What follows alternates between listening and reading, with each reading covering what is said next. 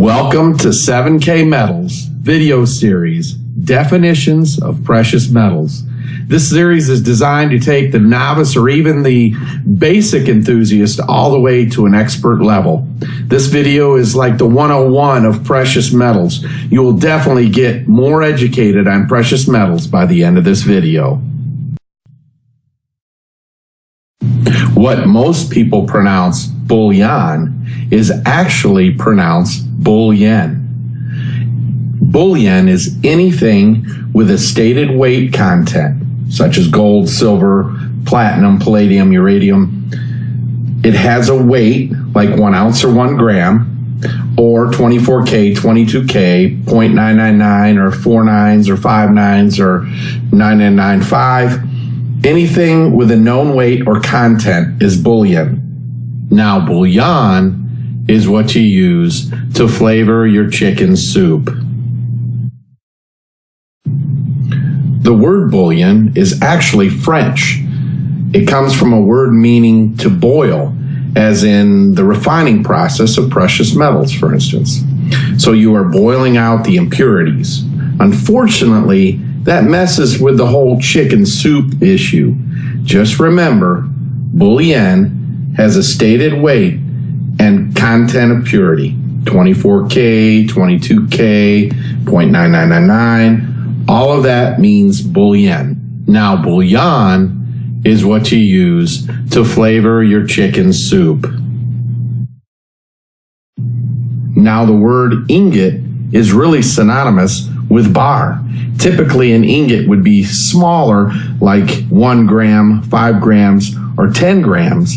It's really the same thing, although I wouldn't necessarily call a 10-ounce bar or higher an ingot. You will hear that word a lot. Just remember, it refers to a smaller piece of precious metals, always used for bullion. Here we have bullion coins. So bullion is not just bars, it is also coins and rounds. In this example here, we have the American Silver Eagle, the Britannia from across the pond, the Canadian Maple Leaf, a new design this year with concentric lines coming from the middle, which is a new security feature. Notice the 4 nines on there, a very pure coin, beautiful. And then we have the Libertad, straight from Mexico.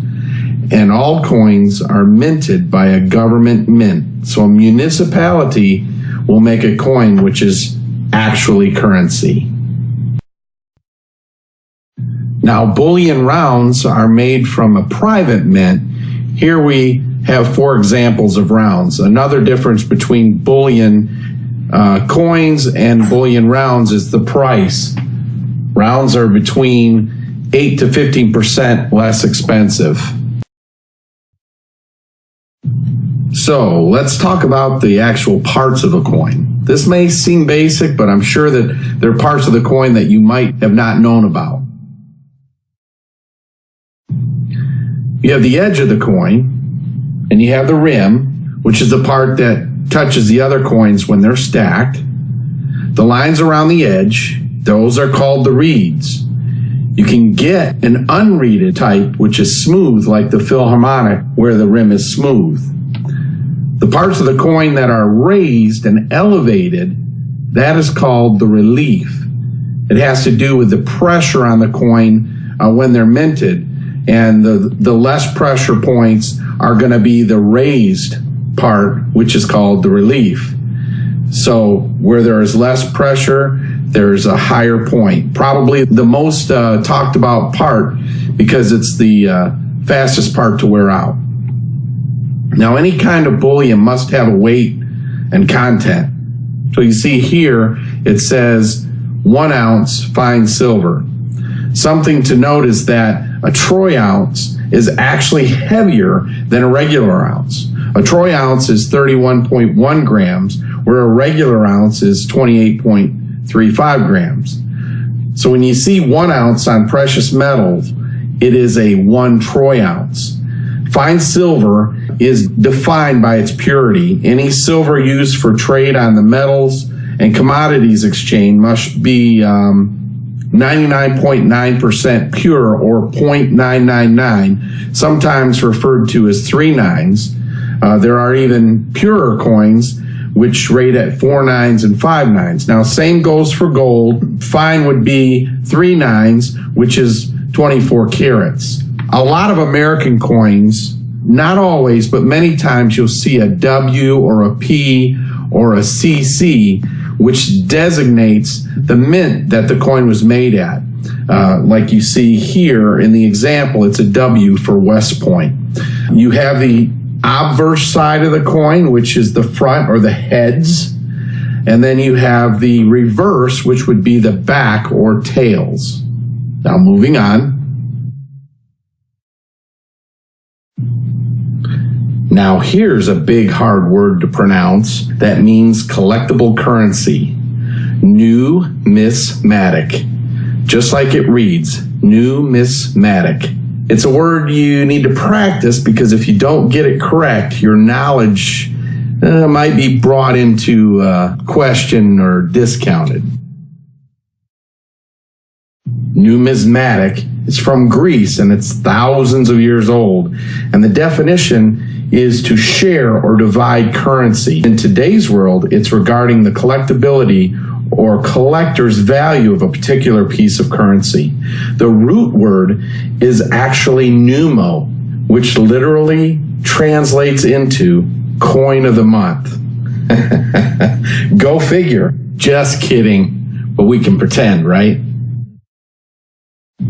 Now, here are some examples of graded numismatic coins. Here on the top left is a Chinese panda. Then the Krugerrand from the South African Mint, the African lion. Then we have the Armenian Noah's Ark, another West Point production, silver eagle, and the reverse of the African lion coin. All of these coins are graded and sonically sealed inside plastic holders, and because of that, they should always keep their original luster and be safe from any scratches that might affect their value.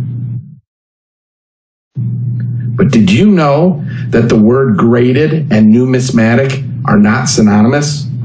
Not exactly. Graded coins have gone through the grading process, but it does not have to be graded to be numismatic. Now, these are some rare coins that we found to put in the presentation. We're not going to tell you what they are, but I'll challenge you to find out the historic or relevance of these coins. We have dancing dolphins to a couple of real mean-looking guys. So they're very old, made of different metals, and definitely numismatic coins.